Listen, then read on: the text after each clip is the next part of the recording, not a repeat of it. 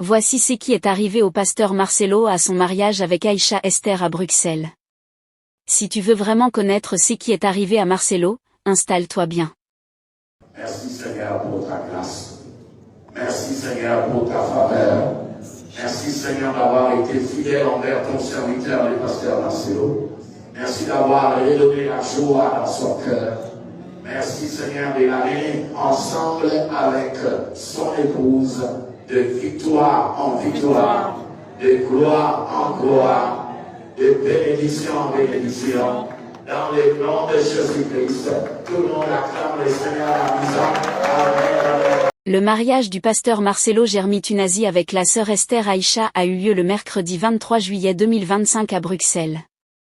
L'événement avait été officiellement annoncé lors du culte dominical du 20 juillet 2025 à Kinshasa, au sein de l'église La Compassion.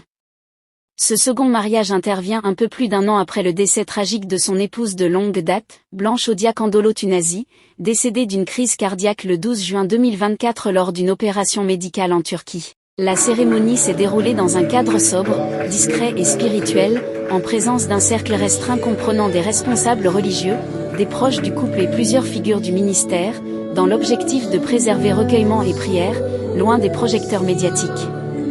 La sœur Esther Aïcha, décrite comme une fidèle discrète mais profondément engagée dans le ministère de l'Église investie notamment dans l'accompagnement des femmes, la prière et la prédication, est résidente en Europe et membre actif d'une extension de la Compassion sur le continent. Pour le pasteur Marcelo Tunazi, âgé d'environ 50 ans, ce remariage marque une étape de restauration spirituelle et personnelle, une nouvelle saison d'espérance et de renouvellement après une période de veuvage d'un peu plus d'un an. Dans les semaines suivant le décès de Blanche, il avait publiquement déclaré « Je n'ai pas l'onction du célibat » et affirmé qu'il ne resterait pas longtemps célibataire, exprimant ainsi son désir de reconstruire sa vie sur le plan affectif et spirituel. Ce geste personnel s'est inscrit dans une dynamique de continuité pastorale. Après avoir retiré son alliance, acte symbolique marquant la fin de son ancienne union et un tournant vers l'acceptation de sa nouvelle réalité, il semblait prêt à poursuivre son ministère avec la même fidélité et le même engagement. Sur le plan doctrinal, ce remariage entre un veuf et une fidèle du ministère s'inscrit pleinement dans la liberté permise par l'Écriture.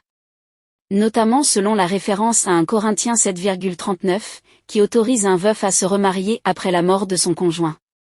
L'annonce de l'union a suscité des réactions contrastées dans la communauté chrétienne francophone. Certains fidèles saluent le choix du pasteur comme un signe de courage, de guérison et de transparence, apprécient sa sincérité et son renouveau spirituel. D'autres, en revanche, estiment que ce remariage survient trop rapidement et que le deuil n'est pas encore terminé. Parmi les voix critiques figure l'influenceur religieux et pasteur ivoirien Camille Makosso, qui a condamné la rapidité de la démarche, affirmant que le fait de ne pas avoir le don du célibat ne justifie pas une décision précipitée. Il a ajouté que le ministère spirituel, pour un leader, impose également la patience et la mémoire envers le conjoint disparu. En réaction, la pasteur Joëlle Cabazel a apporté un éclairage d'apaisement, invitant les fidèles à respecter la liberté spirituelle du leader. Elle a déclaré Madame Blanche, elle n'est plus. Tout va s'arrêter un jour, chacun partira à son jour. Donc il est important de faire des choix qui préservent le ciel, soulignant l'importance de la soutenance dans la prière plutôt que le jugement humain. Le mariage est perçu par une large partie de la communauté comme une étape de reconstruction après la perte douloureuse de Blanche Tunazi, veuve d'un couple pastoral influent pendant plus de 20 ans. Ensemble, ils étaient parents de 4 enfants Boracle, Chukrani, Chifra établis et avaient bâti un ministère suivi dans plusieurs pays francophones et au sein de la diaspora chrétienne. L'année qui a suivi le décès a été marquée par une période de deuil intense, de prière et de retrait symbolique, y compris le retrait de son alliance par le pasteur.